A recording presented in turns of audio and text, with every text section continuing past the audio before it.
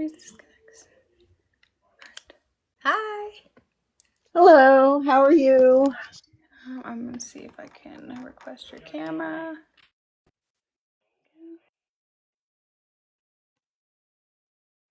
There we go.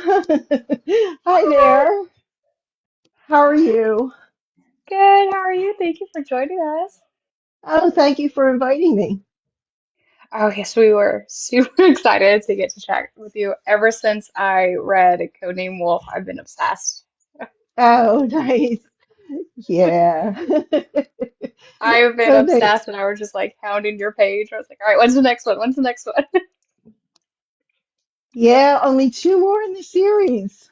I know I'm happy because I want to get more of the series, but it also is making me sad because I was like, I don't want these characters to be done. It's not going to go away completely. It's just, it's going to shift. I'll Oh, just tease you with that. Um, because I don't want to give away the end of the fifth book. So I I couldn't leave them. I just couldn't leave the I world. they have such a I big just part of my heart. I just got too attached and I was like, no, there's still too many stories to tell. So Yes. there's a couple spin-offs that I'm working on. There's a lot of stuff in development, so they're not going away yet. I'm so glad. Well, while everybody is funnily in, if you want to introduce yourself and tell us a little bit about yourself. Okay, so I'm J.R. Tootill. I'm the author of the Omega Security series, which is all the code name books. Um, I've been writing for a really long time. I actually started in poetry, and Really? so I have a couple of poetry books out. And then I got really tired of writing serious stuff and decided that I wanted to go into back into fiction. So I started with a short story that was about Lita and was kind of her origin story. And then I kept saying, there's more here. I want to do something more with this character. I want to keep on going. And that's how we ended up with Codename Wolf. So Okay. I'm also a college professor, so I teach creative writing, which is kind of fun. It's fun to write and teach other people to write. So Oh, it's fun. uh, it's a lot of fun. What started your passion into poetry? I I loved poetry from when I was a little kid. My mom was an avid reader. So when she would put my younger brothers to bed for a nap in the afternoon, she would read and I would read, and I just got into poetry. I was exposed to a lot of arts as a kid. Okay. My mom was an opera singer, so there was always Wow. music. But she was we had such a vast kind of stuff because as much as she was focused on opera, she also liked standards. She also liked rock, so we had like rock music going and everything. So my grandmother was really into opera, so there was a lot of music, there was a lot of writing, there was a lot of art in our day to day life. So, and I, of course, um, got put into ballet school. like as How I weighed fun. about 10 pounds. So probably from the time I was six or so. So I was always surrounded by all of the arts, which I think was a really great foundation for me because I borrow from all of them when I write. So Oh, it gave me a really good foundation to do what I want to do. wow, opera. That is such a dying art, but it's so beautiful. Yeah, yeah. So was she always like performing around the house? Was that Not really. I think that once I mean, she had five kids who had time. that makes sense? Yeah, and and my two younger brothers, I was older when they were born, so she had like a time lapse, and so but I think once she walked away from it, once she decided she wasn't going to do that for a career, um, I don't think that she played with it too much. I mean, she used to sing around the house, but it wasn't that real serious stuff that she was doing. Right. Okay. And you said that that small story is what brought in Codename Wolf. Did you have Yeah. inspirations for those characters? What inspired you to create this?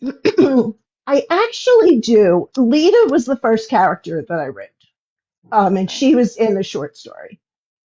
And then I started playing with, well, what setting did I want her in? And then I wrote Ben. And as soon as I put Ben down on paper, I knew I had to do, yeah, I had to keep writing this. And then um, I needed a main male character for her. I needed a love interest. And then Tuck was born. And then it just kind of, it was interesting because I was only planning on doing this as a standalone book. I had no Okay. intentions of writing a series.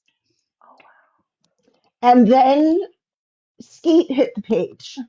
And Skeet was supposed to be one chapter, and that was it. And then Skeet and Alex got in the same room, and I was like, oh man, why did I make him be married? Like, wow. these would be such a perfect couple. So, of course, I had to rip his heart out and to clear the way for him and Alex to have a relationship. And then um, Josh, Josh, he just kept talking and talking and talking and talking. So um, yeah, it was interesting because as characters kept coming in, the story just got larger and larger and larger and larger. So it I'm was so fun. glad it did though. Yeah, I read the first one and I was like, I'm really liking this like character dynamic because she's so headstrong and Yeah, she's so feisty as well, and she's like driving him insane. Because he's like, just yeah. let me help you. She's like, I got it. And the thing that was funny about that was that Tuck is not a pushover. So, He's not at all. And but he was for her, which yes, was what I really loved. Like it was just like whatever she needed him to do, he would do. Even I when love he that. disagreed with her, even when he yelled at her. Um, I think my favorite scene in the whole book was when he showed up at her apartment. And I don't know how many people on here We've read it, yes. have read the whole thing, but when he shows up at her door drunk, I just adored him. I that was one of my favorite parts because he was just like, I'm gonna just do it. And she's just like, what are you doing? And then he wakes up and he's like, "What am I doing here? Like, how did I get here?" Yeah, Oh, that was kind of fun, and I liked it. The first time he told you that he loved her, they were in the middle of an argument in the car. I love those though because you made their relationship so realistic. Like he made mistakes and then he had to realize like, okay, like I overstepped, like I'm trying to keep her safe, but in doing so, like I crossed one of her boundaries, Yeah, and then she's like, okay, don't do it again. Like, yeah, yeah. They had a really interesting dynamic, and I liked the way they started because I knew where the story was going. So I wanted to start out with that little bit of spice between the two of them. And and it was interesting because she was in control to a certain point and then she gave up her control. And that was like her first um I guess that was her first step in not being so controlled and in letting people into her life. So yeah, yeah, that I was loved fun. that. I also loved the beginning. I was like, when they were like, someone new coming in, I was like, it's gonna be him. Watch. It's gonna be him. It's gonna be him. And then he walked in. I was like, I knew it. It's gonna get so good. Yeah, and I loved that they met and didn't know who each other was. That was so And fun. then it was um, like what are you doing here? Like, what does this mean? Yeah. And I was very tempted to just make it an FBI drama, Okay. but I kind of felt like if I did that, it would really restrict what they were able to do. Okay. So the idea of them opening the security business, where they could move into maybe some morally gray areas, you know. So I think that gave me a lot more freedom to just explore this darker side of all of them. I will say the part where they're asking about his tattoo and like that's the clue. I was blubbering. I was like, she paid so much attention to him, and I was like, he knows her so well. He was just like, why did I think of that? I'm just like, oh, you're crying. Yeah. It's funny because I didn't think that I wrote scenes that would make people cry, and evidently I did. You did. Because and it's funny to have people say that made me cry, and I'm like, maybe I just edited it so much that that all of the emotion just wasn't there for me anymore. But I'm glad it's really hitting people real and that they feel like real people because I really tried to do that. I think that's why it affected me so much was you made it so raw and realistic that, they had real couple fights. They had real discussions about boundaries and like she needs him not to overstep and he's fighting his own like I have this urge to protect you. And that's realistic. And then him blurting out he loves her in an argument was just I feel like because he's like overcome. He's like, damn it, I love you. Stop fighting with me. And she's just like, I know you didn't just yell at me, I love you. Like, I know you didn't just do that. Yeah. Lena was tough. I wanted her to be really, really strong. Mm, And it was really hard to pull that vulnerability out in her, right. um, because she could have very easily come across as very cold and very harsh. So I'm glad that people got that vulnerability in her. And Mm, she continues to become, as the series goes on, continues to become kind of the mother figure with everyone. And she continues to soften to a degree. mhm. A little um, bit. but one of the main things I wanted to accomplish, especially with the women, was I didn't want them to suddenly lose their power. Yep. And I didn't want the men to either. So, one of the things that you'll notice as you keep going through the series is the men are all like, I'm going to protect you, and I'm going to do this, and I'm going to do that. And they don't. Hmm. I think there's only one book where the woman doesn't actually save herself. Okay. All of the rest of them, like while they're saying, do this because this is going to protect you, it just doesn't. And each time the woman kind of handles it herself. So um, I don't think I really planned that in advance. I think it kind of happened organically with the characters, which I loved. Okay. Yeah, I did love that because she was very much, I can handle it myself. I've been through it before. And like her backstory of, what happened to her to get her into that mindset was very, very gut-wrenching because I was like, I couldn't even imagine having to do that, to myself in order to be free.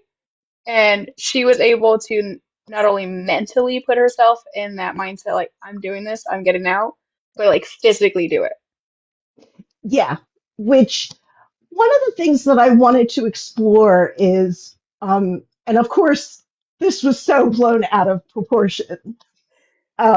but one of the things that I wanted to explore is that when you're in either an abusive situation or a traumatic situation, and in the moment you find the strength to do whatever you need to do, and then when you're past it and you start to heal and you look back and you go, what? Like, Yep. what? Like, did that really happen? Did I really do that? So I kind of, especially with Lita, I wanted to explore this idea of what happens if you can't accept what you did. Hmm. How does that change you? And it isn't so much the trauma that happened to you, but what you discovered about yourself. Right. And that was one of the things that I really wanted to explore with Lita. So, No, I loved uh, her. And then you go into like the second book, and it's that different point of view and their mhm. story. And I loved how you got them to line up because you mentioned some stuff in the first book, and then I was like, huh, I wonder what that's about. And then you answered my question in the second book. And I was like, oh, okay, that makes sense. Yeah, and it was tough because, um, like I said, when I got Skeet and Alex in the same room, I knew they had to be a couple. So I didn't want any cheating in it. Right, So I didn't want that kind of a thing to come into it because it would have really tarnished who Skeet was. right. So that's why there's such a big overlap. Because Okay. I didn't think it would be fair to readers to just be like 5 years later, you know. Right. And I also wanted to explore this idea of what do you do when suddenly you're a single dad Yeah. and you didn't want to be a single dad. And I think at one point Skeet says that he knew that it was coming to this. Hmm. He just didn't want to do it. He Right. didn't want to do that to the kids and that kind of thing. So I had to kind of shift perspective for him, and I needed to do a little bit more of a slow burn so that it didn't happen too quickly Oh, between yeah. Alex and Skeet. Like someone in the comments said, I agreed that you did that breakup and the progression of their relationship at the perfect speed because I wasn't like, wow, that was fast, or like, come on already. It was like, okay, like this is realistic. It's a real thing that you can see happening in real life as it naturally progressed.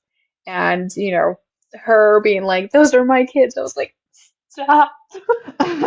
Oh yeah. And we cried in that book too. And she's like, Abby called me See? You get emotional. mommy. And one of my favorite scenes in the book was their first kiss. Oh. A lot happened after that bar scene. Yeah. And he was just like, do you have a pen? And she's like, what? What are you talking about? Do I have a pen?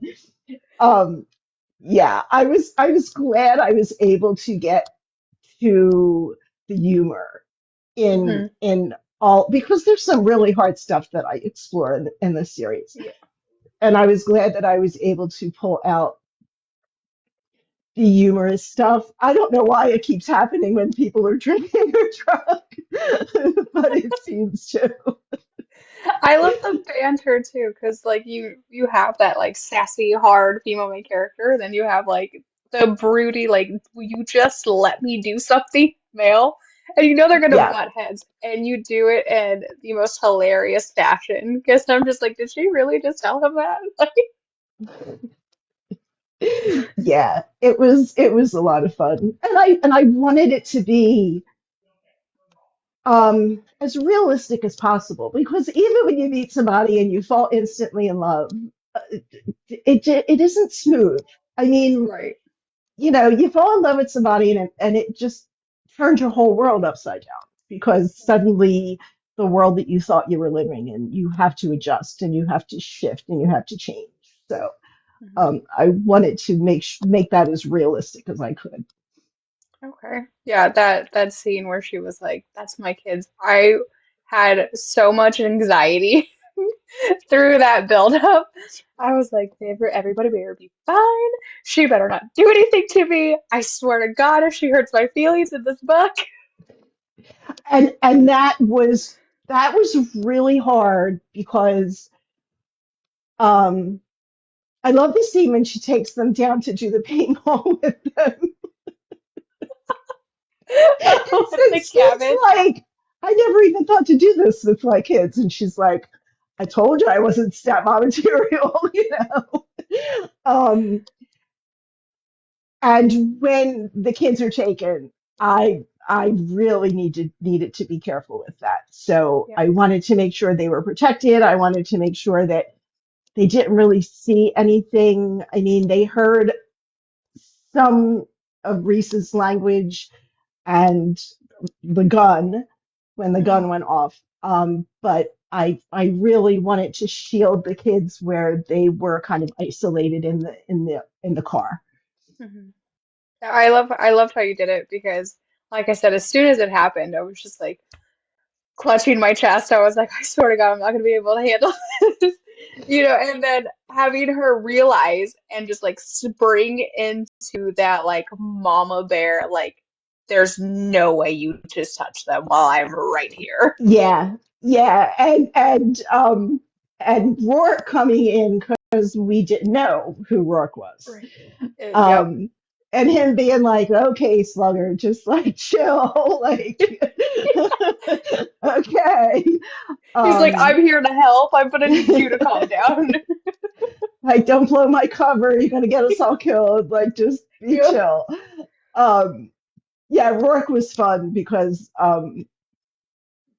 we weren't sure about him, and I wanted it to be that way because um, I wanted it to be a question as to, well, who was going to get there first and Right. who was going to be able to deal with what was going on. So one of the challenges in this series is that I have some really horrible bad guys that are doing like really horrible Mean. things. And I mean, I had that with Wolf where I didn't want to go into all the details about what Ben was actually doing. Right. So I kind of let the discovery of the body speak for itself. Yeah. And so I had that throughout because there is a bad guy in every book. And so I was trying to do it as I wanted it to be tense enough to give you all that drama, but I didn't want it to be really, really explicit and I guess gratuitous. No, So yeah. And I definitely appreciated that because going into your books, it was a genre I have explored before, but I haven't been in it besides one author mainly. So getting your point of view on it, I was like, okay, let's see how she does it. Like, how far is she gonna take it? Because you do have that loose morality with the characters and then the genre. So I was like, okay, let's gonna see how she does it. And I appreciate it because I was like, I could have a good time in this book. I could cry, I can be angsty, I could be on the edge of my seat, but I'm never at the point where I'm like, I need to put the book down and I need to like go read something else before I could finish this one. So I appreciated that. I I hope that holds for you for the rest of the series. Oh no! What are you gonna do to me? Um, Havoc is going to be rough. Oh, you've already made me cry at $3. Havoc Havoc is going to be rough. But they all have a very hard earned HEA. Okay. So I'll just submit my therapy bill after I get that book. Yeah, exactly, exactly. And I just finished the most recent one, which was Blade, right? Like, And I love the dynamic between these two because she's like, there's no way he could be like looking at me. And he was just like, I can't stop looking at her. yeah, I wanted him to just be, no pun intended, knocked off his feet. I wanted him to go from I don't deserve anything, to she just stopped my heart, and that's all I need to know. Yeah. So that was kind of fun. I loved that one. I was like, oh my God, he's smitten immediately. Yeah, it was. She was so. I wanted to keep her so completely pure, Okay. even though she had been through what she had been through. I didn't want her to lose that view of the world that she had as a little girl. Yeah.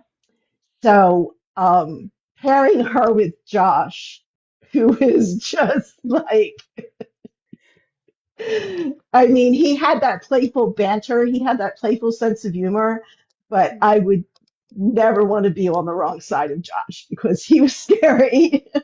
I love that because he was just like this scary guy, but then he was so incredibly gentle with her. Like, Yeah, he's like, "Did I hurt you? I'm sorry. Like, do you need me to do something else? Like, do you need me to go get you water?" And she's just like, "Who are you?" yeah, yeah. Like, here, eat this. And she's like, what? And he's like, You "Oh, don't but have here's your water. the adrenaline Bye." here. Yeah. And then he goes up to our brothers and goes, all right, what's happening? Because, and then, yeah, his confrontations with the brothers was funny.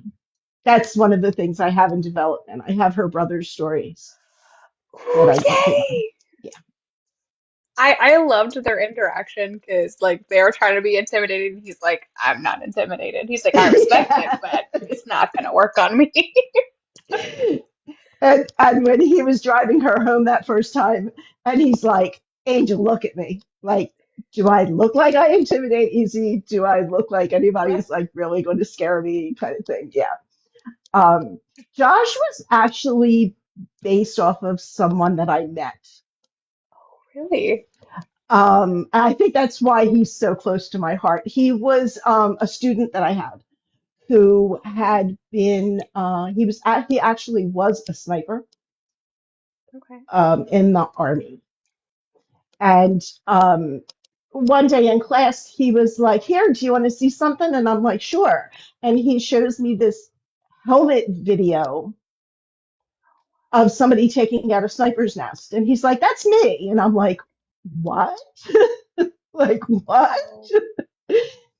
Oh, He had been in and out of Iraq. He had been on his third tour, I believe, wow. and he had gotten out because it had started to get to him, but he could not adjust to civilian life at all. Right. And he shared a lot with me about what he was going through and the struggles that he was dealing with. And he kind of sneaked in when I started doing the Josh story. So he's Josh is kind of a tribute to him. I had a lot of respect for what he did and his absolute conviction that this was what he was doing for his country.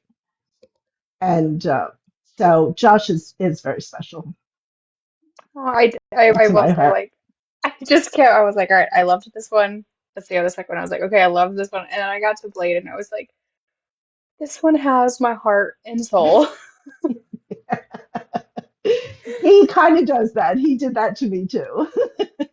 Oh, I was just like in love with him from the beginning because like he's just like this mean, grouchy, like I'm not intimidating. I figured you would have all these people. And then he's like, here, take a bite.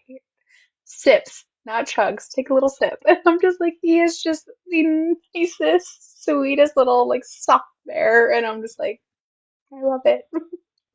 But only when it's Sam. And that's what makes it perfect. He's mean, but he's soft for her, and that's our favorite recipe. Yeah, yeah, yeah. He's a big marshmallow. I love that. And someone in the comments also said that they love that you change voice actors for each story. Yeah, I was really thrilled with all the voice actors and how they brought the characters to life. Yeah. It was really tough going into that. because I had had their voices in my head for so long that it was like giving my babies away. Right. um, but I was just thrilled with all of them, and I actually just finished listening to Havoc. Ooh, can't Yeah, wait to hear that yeah, one. yeah. I Um, just need to like go to Costco and buy tissues before I get the other. oh, that for Havoc, yeah, yeah, definitely, definitely, definitely. Because on top of it making you cry, Joe does Havoc. Sold. So yeah, yeah. So um, yeah, he uh, he really, really brought out what I wanted him to bring out. Right. So yeah, Say less. We're done. We're sold. We're cooked. We're done. yeah. I'm so So excited. I loved what he did in the booth, Mhm. and he didn't do the whole book because there's some really sensitive material in the book. Right. And when I heard it all together, it's just fabulous. You're gonna love it. I'm so excited.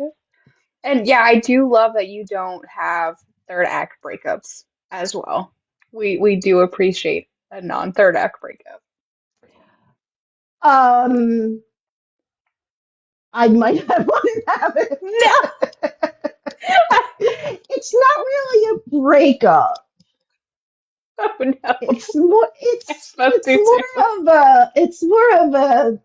of a breather. Okay, Wendy, we're gonna need some tissues, and we're just gonna need to print out this therapy bill. Is it the third act? No, it's more of the second act. It's more of the second act. That's forgivable. So, and it's not really horrible. They don't have a big fight or anything. It's not something like that, but yeah, you'll cry. You'll cry. Yay. Yeah, you You- will. You I will. was cried in Blade, and I always listen to it at night, and I read along, right? So I'm just like reading along, and I'm just sniffling. I'm like, he's so gentle. He gets her. Then when her backstory was revealed, oh, I sobbed. I was like, this poor girl. Sam's, Yeah, she Sam's, just went yeah, through it, through the ringer. yeah. I one of my one of my original beta readers for this series emailed me after reading Blade and said, "Are you sure you really love your character?" You had me question. I was like, did she like Sam? And Sam I'm went like, through it. you read to the end, right? Do you see how what I give them in the end? And she was like, I don't know. I don't think you love them very much. So Agreed. And you did say there was two more after Blade? yeah, there's Havoc, which is Rourke's story. Okay. And then Rourke's second in command on the Sierra team is Cobra. So we get his story. So I guess as they kind of pair off as buddies, um, Mhm. they're kind of the mirror to what Tuck and Skeet are, because Tuck and Skeet have been best friends forever. Okay. Mac and Josh kind of melded together, and then there's Havoc and Cobra. So uh, yeah, they're gonna make you cry. They're both gonna make you cry. I'm so scared. I was all excited. I was like, I can't wait for these two now. I'm just like, okay, I need to take a couple days off of work. I need to stay home. I think Havoc is the hardest book for me to have written. It deals a lot with domestic violence. Okay. I try to not put it on the page as Mm. much, um, but it does deal with some domestic violence, which Okay. That's hard. I've moved the trigger warnings that I usually have at the bottom of the description, so I moved it to the top for Havoc. So Okay. be aware of that going in because it might trigger some people. Okay. It triggered me writing it. So if that makes anybody feel any better. We're gonna stop. Um, but yeah, yeah. And what made you choose to write in the point of view that you? Because I know it's not exactly first person, but it's more like almost third person. It's kind of somewhere in between third and second, Hmm. except for the dialogue. The dialogue I do all in first person. Right. It's more like the narration and the some of the information that you get. I just always wrote in third person. I Yeah. actually tried to write it in first person. I did the first chapter in third and I did it in first and I handed it out to my beta readers and they were like, "Oh, dear God, no, don't write this in first person." So I don't know if I just wasn't good at it or it was just better. I just kind of feel that that third person point of view, because I have such an ensemble cast, I can get Hmm. in everybody's head. So Okay. it doesn't just limit, because I kind of feel when I'm writing in first person that I have blinders on. I can only write about what's right in front of me. But with Okay. third person, I can have a paragraph that we hear three different people's thoughts. And I think for this kind of a story with this kind of a cast, Hmm. I thought that that really served it better. Okay. So I'm I playing I with agree too. first person. I'm playing with first person on something else that I'm playing with, Okay. and I might do that in first person. I haven't made up my mind yet. I started in first person, and I start drifting into third. So. Is it harder to write third person, like to keep track of your characters that way and like their storyline straight? I I don't think for me. I think third person I'm really comfortable with because I hear all the voices in my head. Hmm. So I think that's easier for me to write in than first person, Okay. especially with all the characters. Um, the series just kind of got really unwieldy. By the time I got to the fifth book, I was just like, I was actually going to end it on the third book, and I was going to do um, a whole side thing. And what I was trying to do with it just wasn't working. I tried three different scenarios and settings, and finally I was just like, this just ties right in with everything that's going on in Codename. I'm just going to put these two in here Oh, because I didn't have the transition. So it ended up being the five books. okay. Yeah, because I was actually very curious because I normally read first person. So going into yours, I was like, okay, it's third. I don't have much experience with third person. I wonder how it's going to work. And it worked so effortlessly. I forgot it was third person, and I thought I was just Oh, like, good. it was just like a movie in my head. Like I completely forgot. And it was like until one line, and I was like, wait a minute, this is third person. Like it was like at the end is when I finally realized, and I was like, huh, I had no It was problem with funny. this. It was funny because in my reviews for Wolf, I kept getting that. Like, I normally don't like third person, but Yeah. like this is in third person, and I don't read third person, but I kind of like this. So, yeah. And at one point, I was like, well, should I shift into first person? And then I was like, I can't do that with this series. Maybe going on in the future, I could move into first person. Okay. No, yeah, I was in the same boat. I think I have read, maybe one or two in third person, and I would either like lose interest or I would get confused. And with yours, I started it, and I honestly did not realize until the end of the book. And then I was just like, was was this whole book in third person? I was like, no, I must have missed something. And then I went to the second book and I was like, no, she does write in third person. I had no problem though. It made such perfect sense. So I think that's a talent that you're able to do. Oh, good. Thank you. Yeah, like I said, I slip into second. Um, so I get pretty close to first person, and I try to do the dialogue in present tense in first person so that we understand that the dialogue is what's happening. So Right. that's all those literature classes I had to take for my degree.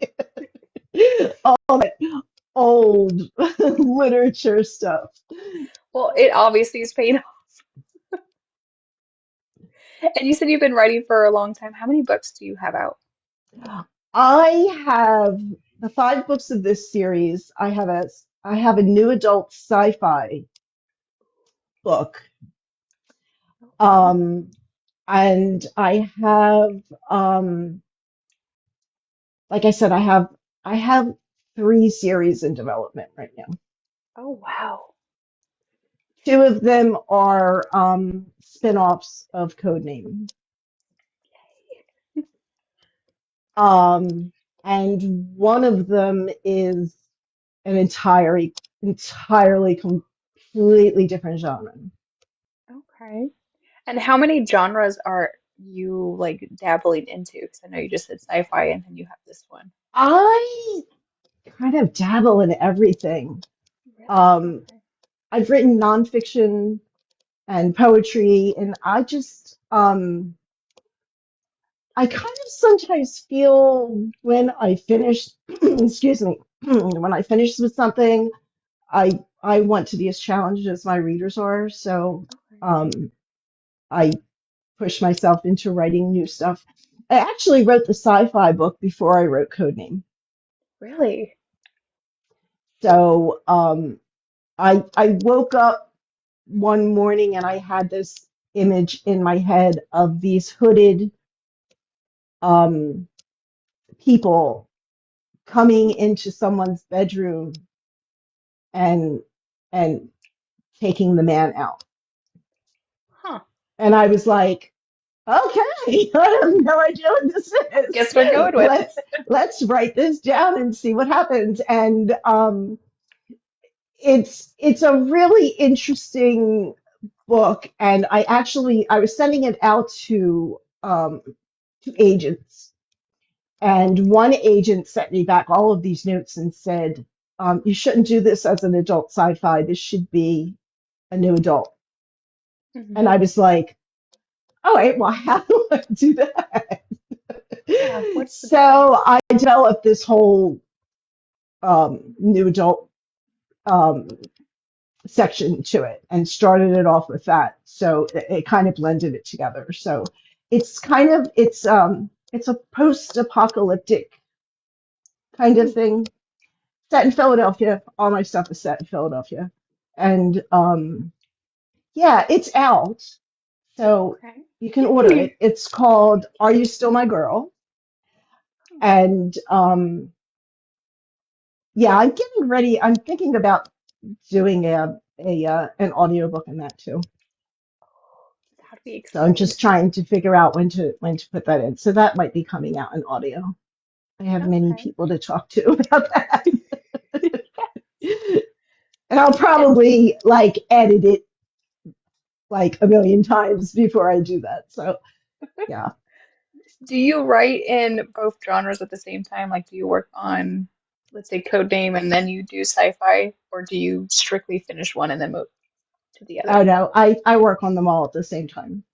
Really? Okay. Um, because if I hit a block and Hmm. don't know where I want to go with one story, I'll move to another one Okay. because I always hit certain blocks where I'm like, oh, I just wrote myself into a corner and I don't know how to get out of this one.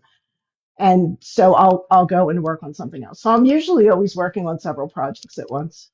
Oh, wow. That's talented because I would be like, I don't want to get confused or lose my momentum. So I never know how you guys do It's they're very different voices. Although I was going through Are You Still My Girl the other day, Mhm. and I kind of saw the beginnings of Lita and Tuck in there.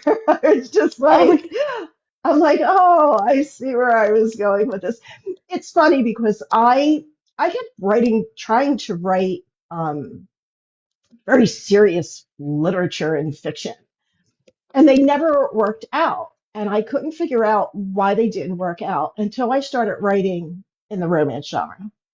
And I realized that all of these half stories and half novels that I have stacked up in boxes all over my house um, were really romance stories that I was writing. And I didn't really realize that I was writing toward that. Had I realized this several years ago, it would have helped me a lot if somebody would have just said, you know, you're writing romance. Like, this is what you need. Someone could have In, helped you. yeah, instead of people saying, well, you have to do this and you have to change it. Like nobody really spotted that what I was writing was romance the whole time. So once I figured that out, it was easy to start settling into to what I did with the sci-fi book and with the Omega series. Okay.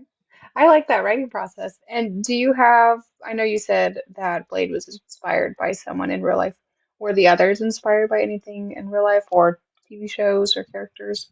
Um, there's some personal experiences in there peppered in. Okay. Some of them are my personal experiences. Some of them are other people's that I knew. So I kind of use them as a spring off, and of course push them to the limit and fictionalize them. But I used to do a lot of work with. There was an organization in New Jersey several years ago called Women Against Rape, and I actually went through a training course with them and was on the hotline and worked with the organization for a really long time. I also worked with some domestic abuse um, shelters where there were shelters that nobody knew where they were, and we would get the women out of the situation that they were in and drive them. So I think there's a lot of experiences and stories that I heard that are kind of mixed in with some of the things that happen to the characters. Okay. Um, and I wanted to draw off, you know, it was so pounded into me as a writing student to write what you know and write what you're familiar with and write the information that, to use that as a springboard. So I had gone through several classes on dealing with domestic violence and this kind of thing. So it was something that I knew. The thing that I didn't know was anything about the Navy SEALs. Really? I don't know why they became Navy SEALs.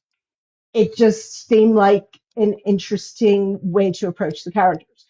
So I spent, oh, I have stacks and stacks and stacks of information from everything from what they wear when they're out on a mission to I spent too much time on a forum that was all ex-military. And some of them were Marines, some of them were Army, and a couple of them were ex-Navy SEALs. Okay. And they were kind of, one was from the Vietnam War, one was from the war in Iraq. So I had these like two and three generation levels of people that were ex-Navy SEALs. And I really I didn't hear about their stories so much as Mhm. study their speech patterns and how they talked and how they viewed the world. So a lot of that went into the kind of dialogue that I did, especially with Mac. Mac is just like there, like Mac doesn't sugarcoat anything. Um, Respected. at all. So a lot of that came from just hanging out on the forums and listening to people and how they viewed and what it was kind of like. And what was nice was all of the guys that I was talking to on there. Mhm. absolutely loved what they had done. Oh, that's So they great. were like, one of the guys was just like, I don't have PTSD. I don't have nightmares. I knew what I was doing. I wanted to do it. I'm proud of what I accomplished and I would go do it again, but I'm old now, kind of thing. Okay. So that was probably the most research that I did and research into weapons and that kind of thing. So I that say was it the came one out very thing. realistic. Yeah. I was like I could see these guys as military. I was like, wow, she's like spot on. And I've had people that are ex-military that were like, "You made me want to go back into the military," and I was like, "Yes!" So I nailed it because I was very worried about that because I didn't want anyone in the military to feel like I was exploiting them or it was just one part of the character, and it became the thread that held all five books together. Okay. That ambush that started with them. Yes. So No, I will say I was impressed at the spot on descriptions and the way they talked because I mean I grew up around military. My husband was military, so I was just like, okay, like it's a military kind of background. Usually they kind of like skim over it and you get like the I don't want to say like just like the mold of the traditional what you expect military to yeah. be. And I felt like you went so much more deep into their characters and what made them the way that they are through the military. And so I really appreciated that. I was like, I actually can like see these people be real people. Oh, good, good. Thank you. Yeah, and I didn't want to do that because I had read books like that where, Right. and they were very good books, but where I would be like, um, it's almost like they stopped being military. And the Yeah. guys that I was meeting on the forum never stopped being military. You Yeah, know, because they were just just didn't know a going to lot be of it. military till the day they died. So I wanted to make sure to ingrain that in the characters. Yeah, that's spot on because I'm always like, you see someone that's retired or something, they still have that persona and they still have many of those habits because they used it for how many years? It became muscle memory and Yeah, it's and ingrained. I've had several people in my family. My one of my uncles was in World War II, and he actually rode with Patton. Wow. Yeah, and um, he he was the same. Like when I watched the movie Patton, that was my Uncle Johnny, Okay. and he was like that till the day he died. And so that was kind of my first thought that if I was going to do people that were military or ex-military, I wanted them to carry that gruffness with them because he never, even when he was sickly, when he got old, he never lost So, that gruffness at all. So I wanted to make sure that I channeled that correctly. okay. Yeah, we appreciate the research because it definitely captured my interest a lot more. And are you doing any signings coming up this year? I'm doing a signing in Tennessee, in Nashville, Okay. in August. It's the Black Hearts book Okay. signing and Masquerade Ball. All So right. I will be there August 1st through the 3rd. Okay. And I've got some feelers out for some other ones, but I don't know if any of them are going to happen this year. But I'm hoping to be in several for next year. Hopefully you come to the West Coast. I'm in Arizona, so come over here. I'm hoping to do the Wild in either Phoenix. Yes. So I signed up for Yay! that, and also the one that's in I think Nevada. So We're as a book club, we are going to the one in Vegas in October. in October. Good, good. Yeah, Yay! I think they were all booked up for this year, but I did put an interest in for next year. So maybe I'll see you all next year. Yay!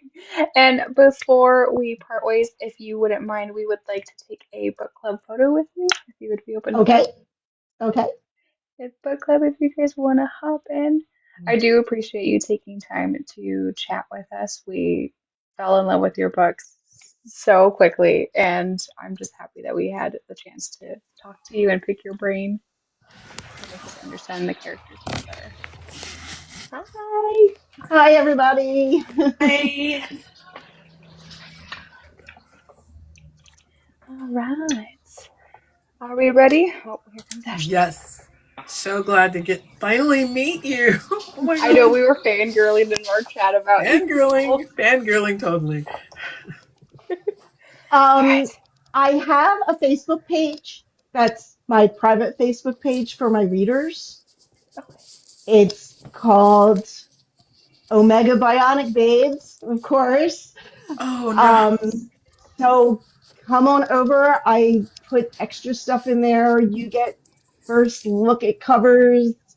You get first look at everything that I do, and I do giveaways. And there's also a form on there for signed books. So I will send you a No personalized wonder when signed book.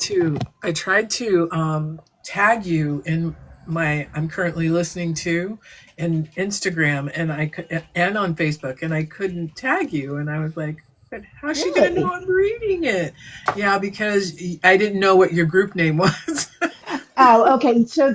So I'm JR Tootle on everything. Instagram, TikTok, Threads, Facebook, I have JR Tootle, and then I have the reader group, which is Bionic Babes. Bionic Babes. I love that. Yeah. I know, I do too. But her new name is what? Bionic Bitch? Isn't that what she calls her after the first one? 2.0 Bionic 2.0. 2.0. Yes, yes. She's never going to get tamed. She doesn't get tamed for the whole rest of the series either. I love her. We wouldn't want her tamed at all. We love her. No, we love her as she is.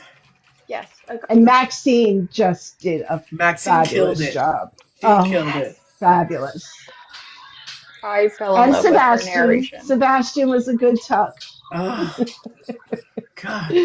I want to go back and reread it now. I Re listen.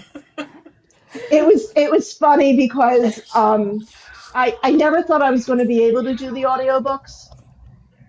And when I got the first audio, which was the prologue, and I listened to it, Oh I yeah. had to shut everything down and go in the other room because they, especially Sebastian, that Oh, opening prologue, um, he just made me cry I love so that guy. bad, and I was like, I can't believe they're making me cry at my own book. I love. But yeah, so and then I heard a clip of it the other day, and I was like, I have to go back and listen to this I again. So know. How can you not? How can, but all I those finished playing Skeet, and I was like, I want to I go love start it over again. Skeet and oh my gosh, I don't know. There's something about Skeet. Oh. yeah, But I have a feeling I'm going to feel that way at each book. Each book is going to bring on those feelings each time. yes, yeah. Skeet's a big marshmallow caveman. I He's a love him. golden retriever. Yeah, But I will yeah. say Josh has a special place in All my right, heart. we ready, Just like you. girls? You're my boo. All right. Someone do the backup because I always hit the wrong one. You ready? I can't do it All right. without putting my hand in the way. All right. Ready? One, One, two. two, three. Got it. Let's do one more. Okay, Ready? one more. One, two, three. Okay, got it. Yay! Thank you. Milani and her, and And four. And four. is that little But Abby you have back there? That's Marissa. she's out there. Yeah, she's out there. She's yelling. But I do appreciate you taking time to talk with us and letting us pick your brain. I cannot wait to have my heart ripped out by you by next book. Oh, I will be Well, sure to send you my therapy bill. okay. I'll send you the number of my therapist that's who like one of the told who biggest told me compliments. who told me rewrite your stories and give them the ending that you want them to have. So I thought I could do that. That Mhm. sounds like fun. It's So heartbreaking. I wrote stories and gave them the ending that I wanted them to have. And No, Um, made I us need to. cry on the way. No, I want yeah. to write a book. So we'll Right? have to have you back and have a therapy session. Yes. Okay. Have me back anytime. After you cry over Havoc, you can have me Yes. back. After. I'll have the Kindle up with the highlighted passage. Why did you do Why? this to Why? me? Why right here? This part right. Yeah, you will. You will. Um, uh, After you read Havoc, I will tell you something. Okay. Okay. After you Thank read it. you. Um, I'm actually playing around with the rom-com, so Oh. I Ooh. might Okay. not I might not make you cry with that one. Okay. I'll Sure. take So it. We that's like the my little lightheartedness to balance us out. So Absolutely. yeah. Well, I tried to put some of that in there to give you Yeah. some laughs in between all the crying. Dobby. Absolutely works. In between the sniffles, we go. But I appreciate you so much for coming in and chatting with us. I love that we were able to pick your brain, and I can't wait to be destroyed by you in future writings. So thank you again for joining Okay, us so much. Maybe come back when Joe's here next month. sure. Oh, me and Joe. Yeah, I'll come back. I know. I heard the in the booth. I was there. Yeah, yeah. He did a great job. Oh my God, he really did a great job. I don't Very think I've serious. ever heard anything where he's done a bad job. He's even done a good job with bad books to me. So, Yeah, bad yeah, writing, Agreed. so yeah, yeah, he knows how to bring it. He does know how to bring yeah. He really does. He really does. Yeah. Well, thank I you so appreciate it. much for inviting me. I had a it. great Thank you for time. being here. Have me back anytime, and we can We'll Absolutely. cry. definitely have to have you You back. can cry over the over the Yes. bugs. Yes, I can definitely. see the questions now. Why did you do this? And why did you do this? And why did you do that? Yes, and I am a serial highlighter, so I'll come with the Kindle.